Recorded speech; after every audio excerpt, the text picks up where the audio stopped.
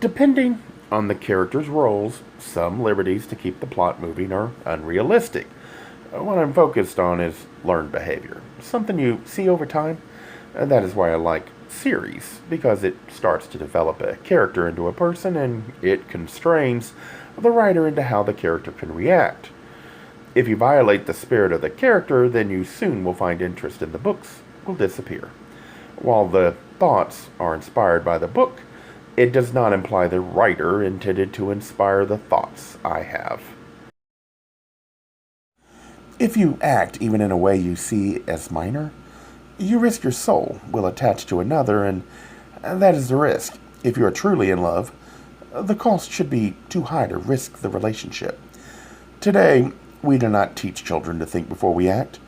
We insist they can undo anything, that they are at the mercy of others. In fact, you do have control, but only if you understand the time to think of repercussions is before you act, not after. Be self aware and take back control of your life. The only person you can change is yourself, and history can only help you make better decisions in the future. You cannot undo the past, but you can learn from it.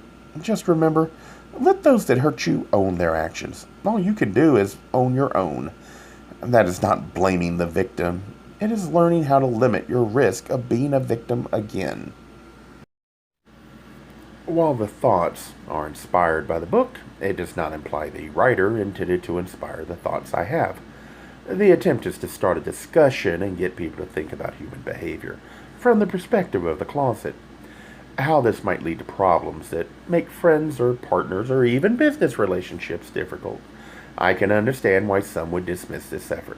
I find reminders in how the characters behave with memories of my own experiences and then explore that aspect.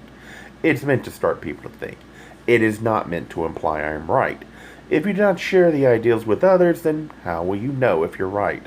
When talking, the focus should be on challenging and exposing your ideals, not in changing other opinions.